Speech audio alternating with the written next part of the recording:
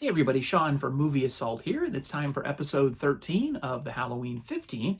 2 episodes left to go after this one, and this time out, wanted to take a look at The Frighteners from 1996. I've been trying to record this video all day, and there have just been numerous interruptions and sounds from outside. Everybody's mowing their lawns or raking leaves or leaf blowing and whatnot, so if by chance there is some weird background noise, I apologize, but if I wait for it to be completely quiet in my neighborhood, it's never going to happen. So this is The Frighteners. It stars Michael J. Fox, Trini Alvarado, Jake Busey, John Astin, Jeffrey Combs, and Dee Wallace Stone. And I watched the theatrical cut. I did not watch the director's cut. It's about 13 minutes longer than the theatrical cut. But I did watch the theatrical cut. This was released in 1996. And Peter Jackson is the guy who directed it. He also co-wrote it with Fran Walsh. And those names now are, synonymous with the Lord of the Rings movies, The Hobbit, the King Kong remake from 2005. But everybody's got to start somewhere, and this was his sort of debut as a Hollywood filmmaker. The first time somebody gave him a very sizable budget and said, hey, make us a blockbuster. And that was Universal Studios and executive producer Robert Zemeckis, who was also the producer for the Back to the Future trilogy. Peter Jackson became known to Zemeckis as a result of a movie called Heavenly Creatures, which did give him some credibility, I guess. Previous to that, Jackson had been making movies like Bad Taste and Dead Alive, which were sort of splatter comedies. So Heavenly Creature showed that he could be a more serious filmmaker, or, not that it doesn't take a serious filmmaker to make a horror movie, but he gained some credibility in Hollywood. Zemeckis came along, and one thing led to another. Peter Jackson was handpicked to direct the full script of The Frighteners. And this is an interesting movie. It's a horror comedy, and the story revolves around Michael J. Fox's character. His name is Frank Bannister, and through some actions, an incident that happened to him, he was in a car accident, he gained the ability to see spirits of the recently deceased who have not crossed over to the other side.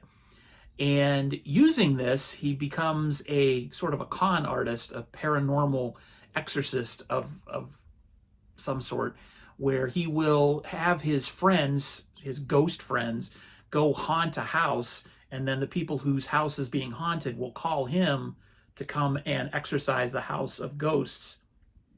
And he will go in and put on a little bit of a show and then charge a hefty fee, and the ghosts will magically leave, because his friends will then go home. It's kind of an interesting racket. It's kind of a cool concept. But what happens is the town that Frank lives in, Fairwater, California, becomes invaded by an evil spirit that is somehow known as the Soul Collector. And people who are relatively healthy begin dropping dead from heart attacks. And in their autopsy, it's shown that their heart is actually crushed, that their arteries are fine, but their heart has literally been physically crushed. And Frank and his ghost friends see that there is an evil spirit at work. So with the help of a recent client of his, played by Trini Alvarado, Michael J. Fox's character and Trini Alvarado begin looking into this Soul Collector and trying to find out what he is, where he's from, and who he's going to get next. There's a little more to the story, but I don't really want to spoil anything. It's very interesting. It's very funny. It's a horror comedy. It's got a lot of lighthearted moments, but it does get sort of dark towards the end. It's actually a movie that I never had really much interest in seeing, mainly from the trailer. And I've been doing this long enough, been watching movies long enough that the trailer obviously isn't always the best representation of what the movie is actually about. I thought the concept sounded cool, but the trailer just made it look like it was too schizophrenic, too manic.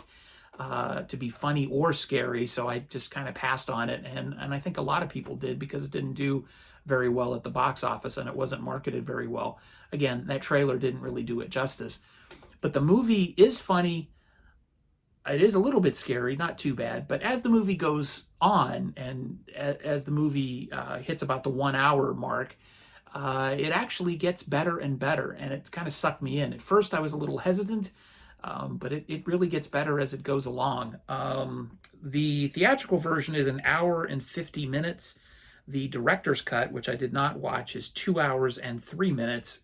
The director's cut is 13 minutes longer. I have to say that the casting in this is perfect. Michael J. Fox, who initially, as the movie started, I didn't think he was a very good fit for the role, but as the movie goes on, he's a perfect fit. Trini Alvarado, who I've sort of had an affection for her whole career, she's great in it. I don't know why she hasn't gotten more parts, more leading roles in her career, but she's great in it. Jeffrey Combs, who you may know from Reanimator, he of course is in this, and he plays a fantastically maniacal FBI agent. He's got a Hitler-style haircut, and he's just sort of full of all sorts of weird quirks, and he's just kind of a riot to watch. So he's perfectly cast in this as well. And I have to mention Jake Busey and D. Wallace Stone. They are fantastic. Towards the end, they both threaten to steal the show in the final reel of the movie. So I really can't say enough good things about The Frighteners. It's funny. It gets better as it goes along. It was sadly overlooked by too many people. I looked at a few other reviews of this online after I watched it. I watched it last night, and everybody says the same thing, that this is an overlooked classic. It's a forgotten gem. And I'm just going to sound like I'm repeating and copying from them, but it's really true. I think this does deserve a lot more attention. It got a really raw deal in the marketing department, and it was supposed to come out around Halloween in 1996, and for some reason they put it in theaters 3 months early, and it went up against Independence Day, which I think it actually went head to head, day and date against Independence Day, and got totally blown out of the water. And that's too bad, because this is a Peter Jackson film, and I don't think Peter Jackson, at least in the movies that I've seen, has made a bad movie.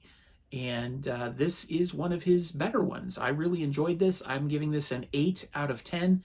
Definitely worth your time and your money. So seek it out, buy it, see it, and enjoy it. So if you're looking for something that's maybe, I don't want to say it's like Ghostbusters, but it sort of has a similar mood to it. You could make a Halloween night of Ghostbusters, double feature of Ghostbusters and The Frighteners, and it would fit right in. So yeah, The Frighteners, 8 out of 10. Thanks for watching, and thanks for your patience as I put a little pause on the Halloween 15 so I could squeeze in a review of Terrifier 2, but I'm back in business, and the next movie will be The Boy from 2012, I believe. Or 2014, 2012, I think. I'm not 100% sure, but anyway, I'm reviewing The Boy next. So thanks for watching. Take it easy, and see you next time.